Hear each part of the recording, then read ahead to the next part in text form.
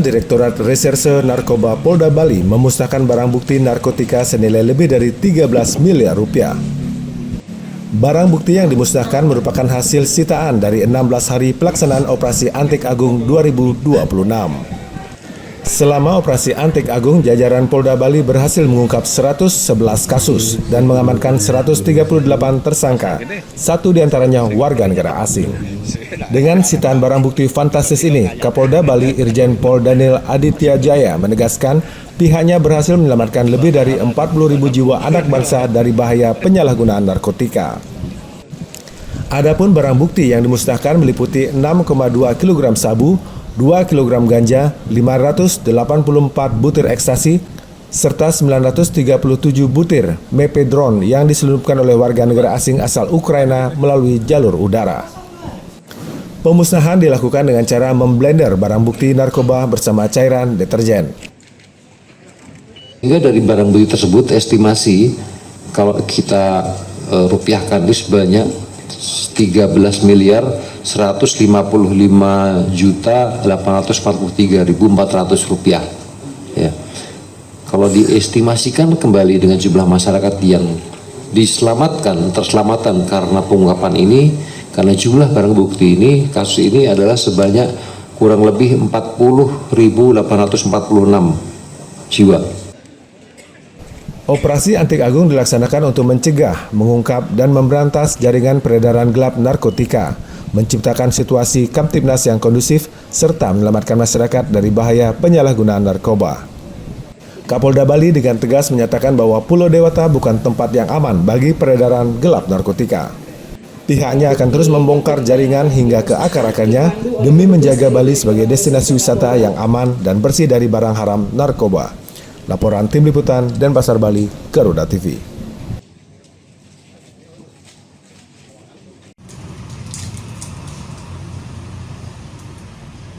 Seorang mantan mekanik bersama rekannya ditangkap polisi setelah terlibat dalam serangkaian aksi curanmor di Gianyar dan Denpasar. Menariknya, pelaku secara khusus hanya mengincar salah satu merek sepeda motor saja. Hal ini lantaran pelaku sudah menguasai sistem kelistrikannya, sehingga dapat dengan mudah melancarkan aksinya. Dari tangan pelaku, polisi menyita 11 unit motor hasil kejahatan.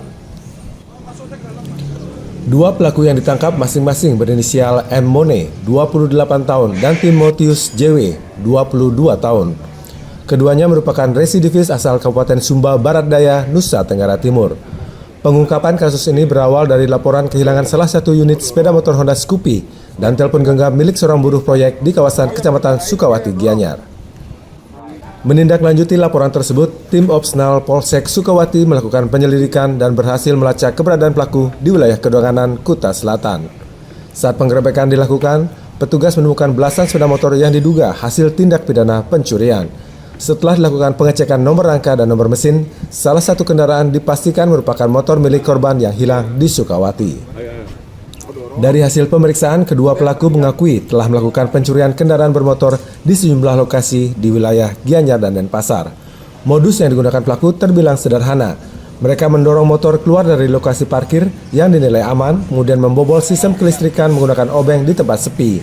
Setelah dapat dinyalakan, pelaku kemudian bawa kabur sepeda motor tersebut. Polisi mengungkap keunikan dalam kasus ini. Salah satu tersangka ternyata merupakan mantan mekanik bengkel yang memahami secara detail karakteristik dan sistem kelistrikan satu merek motor tertentu. Pengetahuan tersebut dimanfaatkan untuk mempermudah aksi pencurian. Tak hanya itu, pelaku juga memilih target secara khusus. Mereka hanya mengincar motor yang diparkir dengan posisi stang lurus karena menganggap kendaraan tersebut tidak dikunci stang dan lebih mudah dibawa kabur. Dari pengungkapan kasus ini, polisi menyita 11 unit sepeda motor, 1 unit telepon genggam, 1 buah obeng yang digunakan untuk membobol kendaraan, serta 2 bilah senjata tajam. Di mana kasus ini ada keunikannya, di samping tersangka merupakan seorang residivis, jadi tersangka ini juga merupakan mantan bengkel. Jadi dia khusus mengambil kendaraan bermotor yang merek tertentu, hanya merek tertentu. Jadi kenapa demikian? Karena si tersangka ini paham betul dengan karakteristik kendaraan tersebut dan apal betul dengan kelistrikan dari kendaraan tersebut. Kini kedua tersangka beserta seluruh barang bukti telah diamankan di Polsek Sukawati untuk menjalani proses hukum lebih lanjut. Atas perbuatannya, keduanya dijerat pasal 477 KUHP tentang tindak pidana pencurian kendaraan bermotor. Laporan Tim Liputan Gianyar Bali, Garuda TV.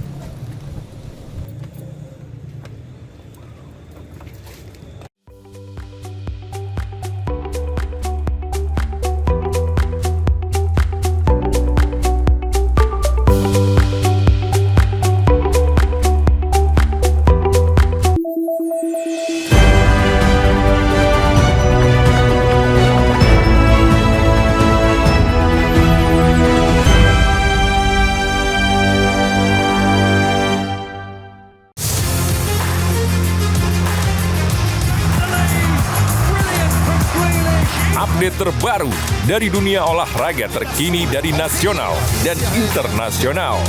Ikuti analisis tajam dan rekap momen epik dunia sepak bola. Namun, yang menjadi sorotan utama pada kemudian di sini mungkin Hafner akan tetap. Saksikan Sport 8 setiap hari pukul 11 malam dan 7 pagi hanya di Garuda TV. Sambut pagi Anda dengan informasi terbaru yang tepat dan terpercaya. Sebanyak 1.050 unit hunian sementara telah rampung dibangun sebagai bagian dari upaya percepatan penanganan pasca bencana. Dengan informasi paling relevan dan terkini. Pembangunan kembali seperti perumahan dan infrastruktur dapat mendorong pertumbuhan ekonomi di daerah. Laporan 8 pagi setiap hari pukul 6 pagi hanya di Garuda TV.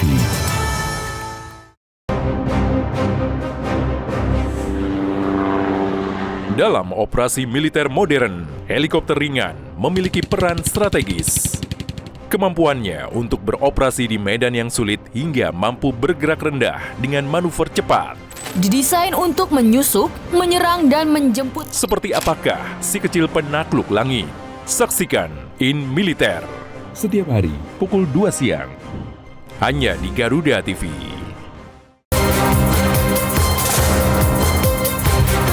Menyorot setiap detik penting dari peristiwa mancanegara, dinamika politik internasional, hingga kebudayaan bangsa. Presiden Amerika Serikat Donald Trump menyambut kedatangan Presiden Ukraina. Ikuti langkah Presiden dan para pemangku kepentingan di kancah kerjasama internasional. Perbatasan diplomat Thailand dan Kamboja bertemu di pos perbatasan. Dunia Kita, setiap Jumat pukul 4 sore hanya di Garuda TV.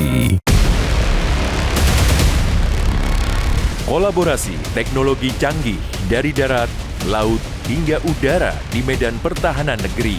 Pasukan ini terlibat dalam menjaga jalur pelayaran penting dari ancaman teroris atau kelompok kriminal. Semua terangkum dalam informasi dunia militer di garda terdepan. Saksikan Garda Dunia hanya di Garuda TV. Di tengah perubahan dan dinamika bangsa, ada isu yang memerlukan sebuah solusi.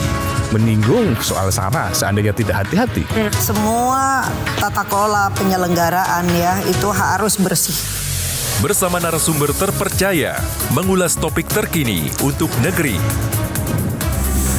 Indonesia Kita, Senin sampai Jumat pukul 7 malam. Hanya di Garuda TV.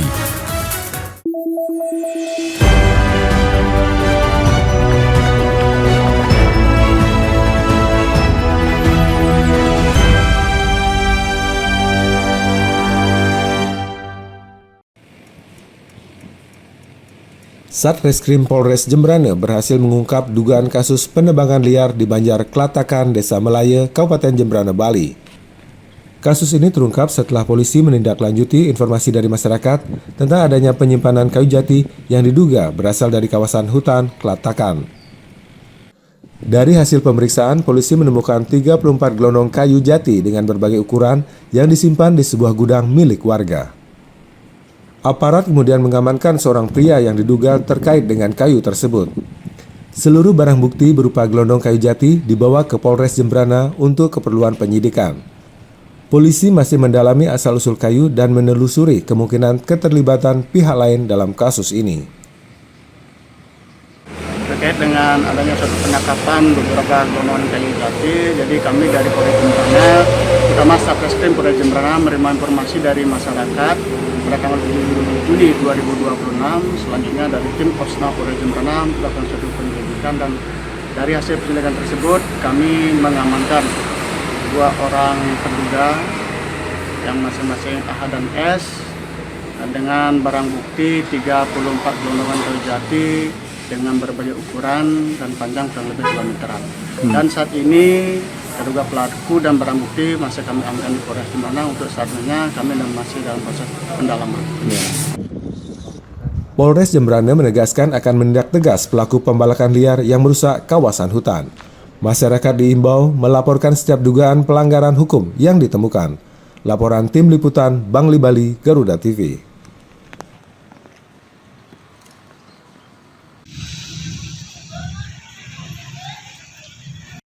Di tengah lonjakan harga kebutuhan pokok jelang perayaan Hari Raya Galungan dan Kuningan, khusus untuk harga daging terpantau masih terkendali. Kenaikan harga sejumlah kebutuhan pokok jelang perayaan Hari Besar Umat Hindu di Bali dianggap wajar, menyusul peningkatan permintaan dari pembeli. Berdasarkan pantauan di pasar tradisional Kidul Bangli, jelang Hari Raya Galungan dan Kuningan harga daging babi masih di kisaran Rp80.000 per kilogram. Lonjakan harga daging babi diperkirakan mencapai puncak pada 2 hari jelang Galungan, yaitu pada penyajian dan penampakan Galungan, dengan perkiraan kenaikan harga mencapai Rp5.000 per kilogram. Salah satu pedagang daging babi di Pasar Kidul Bangli, Dewa Ayu Mustini, menuturkan pada momen Galungan, daging babi yang terjual bisa mencapai 150 kg per hari, atau melonjak tajam dari penjualan hari biasa yang rata-rata 45 kg. Di tengah lonjakan harga kebutuhan pokok, harga daging ayam di pasar tradisional Kidul juga terpantau masih normal di kisaran Rp36.000 hingga Rp37 per kilonya. Sementara untuk ayam hidup, harganya stabil sekitar Rp22.000. Pada momen Hari Raya keagamaan yang dirayakan umat Hindu, kenaikan daging ayam diprediksi terjadi 2 hari jelang Galungan dengan kenaikan mencapai Rp3.000 hingga Rp5.000 per kilonya.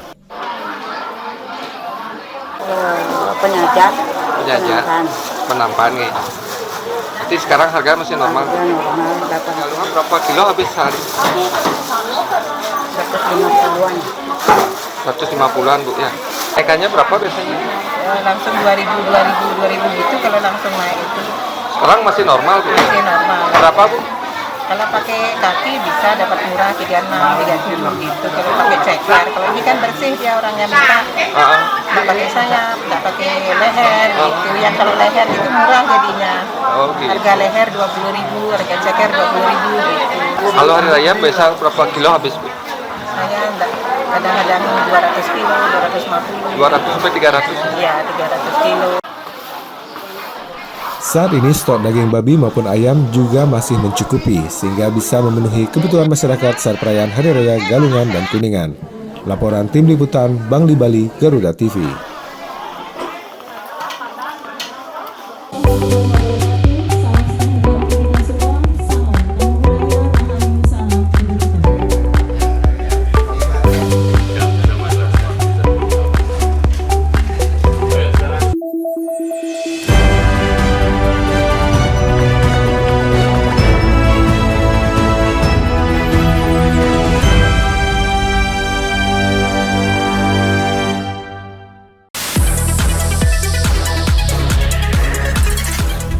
Dunia hiburan memang selalu penuh warna. Drama panggung yang tak terlupakan hingga cerita cinta yang menghebohkan. rahasia di balik kesuksesan para selebriti. Elegan intens, suasana lokasi yang menegak. Kehebohan apa saja yang terjadi saat ini. Saksikan Gosip Panas Selebriti hanya di Garuda TV.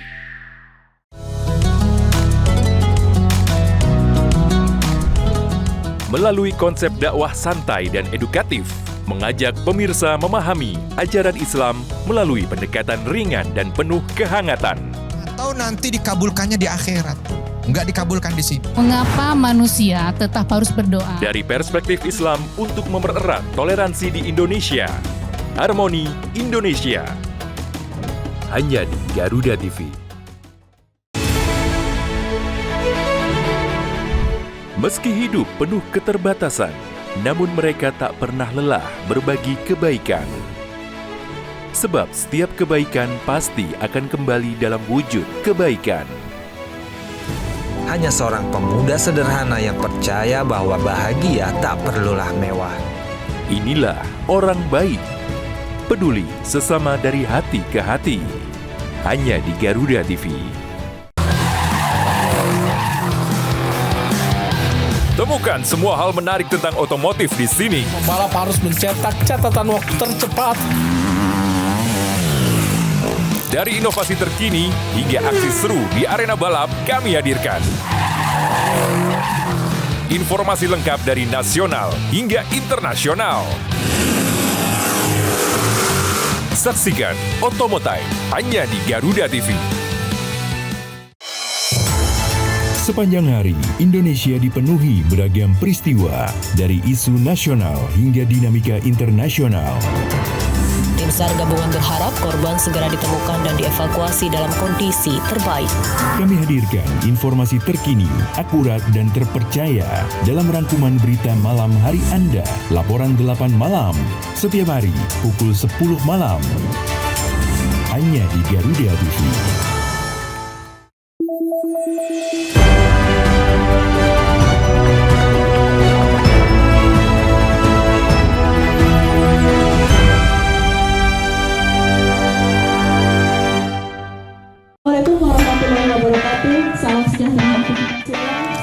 Dukungan kepada Made Mulyawan Arya atau D Gajah untuk memimpin HKTI Bali terus menguat. Dukungan itu muncul dalam rapat koordinasi calon pengurus DPC HKTI Kabupaten Kota Sebali di Denpasar. Dukungan tersebut mengemuka dalam rapat koordinasi calon pengurus Dewan Pimpinan Cabang HKTI Kabupaten Kota Sebali yang digelar di Yayasan D Gajah Bali Renon, Denpasar, Rabu 10 Juni 2026. Rapat ini menjadi bagian dari proses pembentukan kepengurusan DPC HKTI di seluruh kabupaten kota di Bali menjelang musyawarah provinsi yang akan memilih ketua DPD HKTI Bali. Kegiatan tersebut dihadiri oleh para calon ketua, wakil ketua, sekretaris, dan bendahara DPC HKTI Kabupaten Kota Sebali serta sejumlah tokoh yang diproyeksikan menjadi penasihat organisasi. Di antaranya Dr. Ketut Putra Sedana yang dikenal sebagai Dr. Caput, serta mantan Bupati Bangli Imade Gianyar.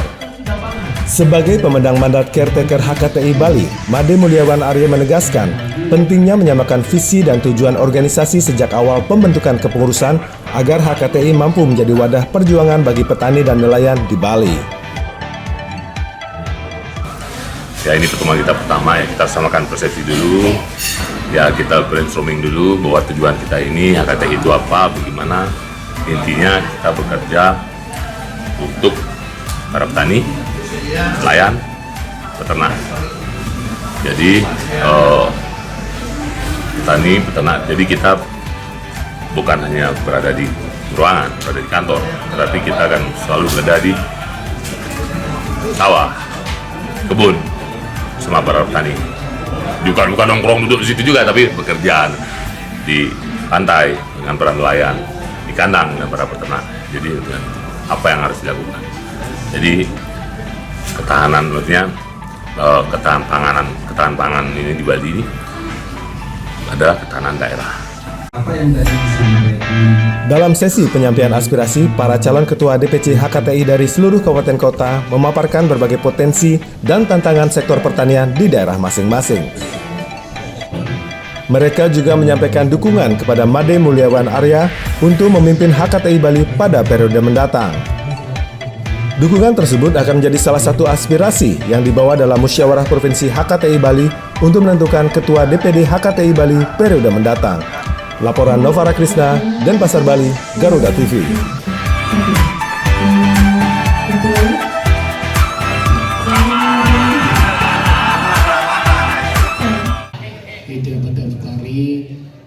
Jelang tampil di ajang Pesta Kesenian Bali ke-48 tahun 2026, sejumlah duta kesenian dari kabupaten kota di Bali terus mematangkan persiapan. Latihan yang dilakukan selama berbulan-bulan menjadi bukti keseriusan para duta seni untuk menampilkan pertunjukan terbaik. Sanggar Suara Padma Buana Desa Undisan Tembuku Bangli merupakan salah satu sanggar yang akan tampil di ajang Pesta Kesenian Bali ke-48 tahun 2026. Sanggar ini terpilih menjadi duta Kabupaten Bangli pada ajang lomba Bapang Barong. Ketua Sanggar Suara Padma Buana, Ika Deyus, menjelaskan pihaknya sangat bersyukur para seniman muda dipercaya mewakili Bangli dalam ajang bergengsi di Pesta Kesenian Bali. 34 orang seniman muda tari maupun penabuh sudah dipersiapkan untuk menampilkan kolaborasi seni Bapang Barong klasik khas Bangli dengan pakem saat ini. Yang sangat bangga, sanggar yang ada di Desa Undisan ini bisa ditunjuk sebagai duta Barong Kabupaten Bangli untuk memicu generasi muda untuk berkesenian, yang khususnya yang ada di Desa Undisan ini. Kami menampilkan kejujuran, kearifan lokal yang memang ada di Kabupaten Bangli ini di kesenian barong tersebut. Bendesa Adat Undisan Imade Sudiase mengatakan terpilihnya Sanggar Suara Padma Buana Desa Undisan Tembuku Bangli untuk tampil di Pesta Kesenian Bali juga sejalan dengan program menanamkan jiwa seni budaya Bali sejak dini. Karena dengan terlibatnya daripada anak-anak kita pada kondisi pelestarian budaya ini, satu pihak ada kebanggaan, kedua memang anak-anak tersalurkan hobinya, tersalurkan keinginannya, tidak pada kondisi bermain-main yang pada dasarnya keluar daripada norma-norma kehidupan yang baik. Ajang Pesta Kesenian Bali bukan hanya jadi wahana pelestarian budaya, tapi juga ajang pematangan bagi para seniman muda untuk terus mengembangkan seni budaya Bali sekaligus menunjukkan komitmen dalam menjaga serta melestarikannya. Laporan Tim Liputan Bangli Bali, Garuda TV.